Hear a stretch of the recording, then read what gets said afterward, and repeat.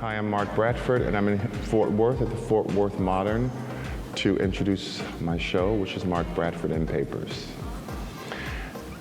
It's interesting because the grid did save my life. When I was in art school, you would always hear the critique of the grid, and people wanting to break out of the grid, and how the grid was getting in the way of painting.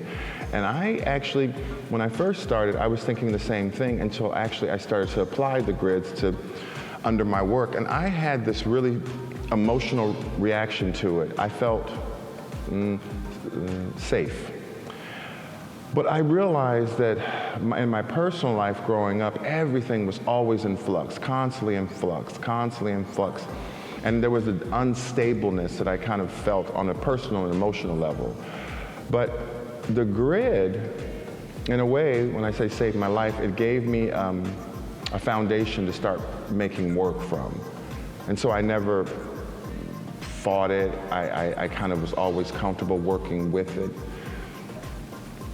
I was comfortable navigating it and moving it and pushing it forward, but it never was something that I wish wasn't there. Because if it wasn't there, then I would go back to this kind of instability, things that I couldn't control, things that were kind of put on me.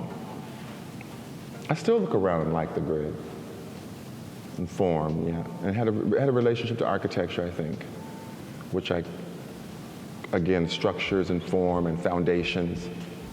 Well, a wise woman told me that you don't make work autobiographically, but you make it with your life. And I thought that was brilliant, actually. Brilliant, but the way she just put that in, it's brilliant. And I actually believe that 100%. You always have to have a roommate. It's like a roommate. It really comes down to, I guess, intention. It's sort of intention and how much you're willing to reveal and how much you don't want to reveal. And it's like a delicate walk between the two. Oftentimes I rely on the material and the memory of the material to do a little bit of the work for me. I also rely a little bit on the subject matter to do a little bit of the political work for me. And then I also give myself the freedom of abstraction to go wherever I need to go so that I'm not a spokesman for something. I always like language. Well, language is different than text. I like language because I like how we use it and misuse it and remaster it. I love language. I love the oral ways in which it transfers, the way stories transfer from person to person, to Instagram, back to TikTok, back to, having a conversation at Starbucks about Mark Bradford's In Paper show. Like, these connections and interruptions, I really, really like that. Maybe I started loving the use of language when I grew up in the hair salon, and I'd have all these adventures all in the world. I would travel so much and I'd come back to the hair salon. I really wanted to share them. So you really, by sharing the story, you don't sit down and say, well, on March 16th, I went to the Louvre, and what I saw at the Louvre, oh, Mark, that's boring. Tell it again. And actually what I realized is they're like, come on, take us on a voyage. And then you start again and say, oh girl, I went to this nightclub the night before, had too much to drink, met this, oh, okay, here we go. Bring people in. Language can bring people in. We can, with tone and the way in which we say what we're saying, you can play with temperature and language and the way you enunciate certain things and pull back from certain things. I love all of that. That for me is it's a delicate dance of language. And it's a delicate dance because if you don't do it right, it can fall into misinterpretation. And so I really love that. Sometimes I notice I don't text very well because I can't get the way I talk to make the text, and I can't text fast enough. And texting, I'm always fascinated by text messages because oftentimes I'll receive a text message from someone and I wouldn't think that text message would belong to that person. it's maybe super, super youthful, or they use a lot of emojis, and I wouldn't think that person would use emojis. Oh, wow, they use, just interesting. Just the way we use language has always fascinated me. When it comes to the paintings, sometimes I'd pull from language, sometimes I'd pull from a little conversation, sometimes I'd pull from what I'm reading. Early on, it really was pulling from music. I moved away from music to just slang sometimes. It just depends. It has no direct, right? And oftentimes when I use language in my work, I tend to repeat the same phrase over. It's like an exclamation, like daddy, daddy, daddy, or DNA testing. It's because there's an urgency, so I'll just repeat the same thing, or a slogan, James Brown is dead. And those just jump out at me. I've always worked with things that have a use, things that have a utility, things that belong to the world. Even if I use paint, I usually probably still won't go to the art store to buy the paint. I'll still go to Home Depot.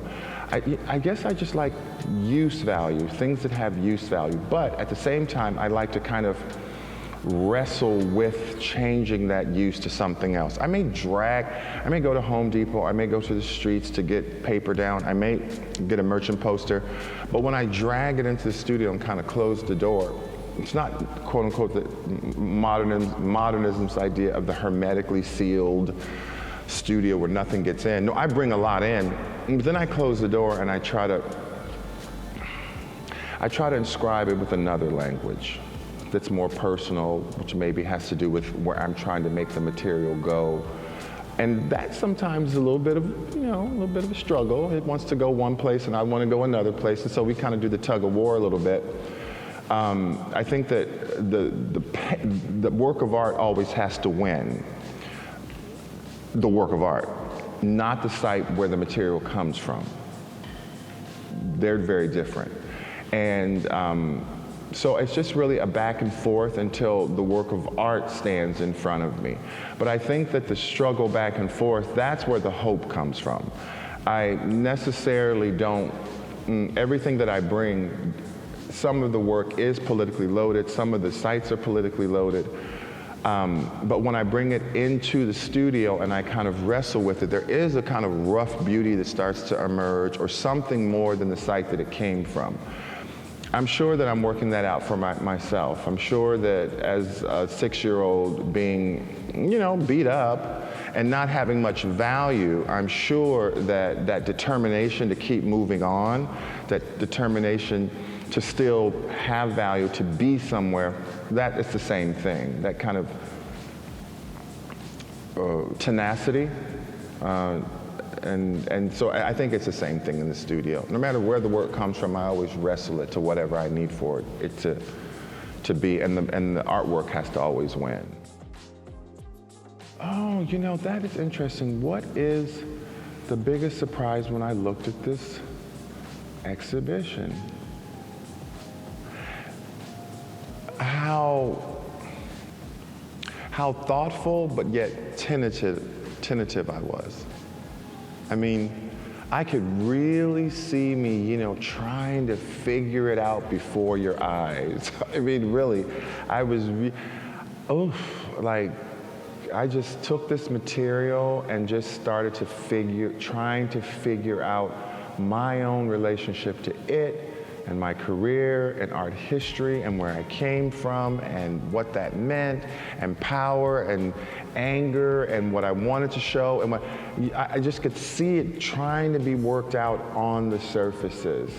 And also, I didn't know how perfect the Dancing in the Streets video for the show is without the sound.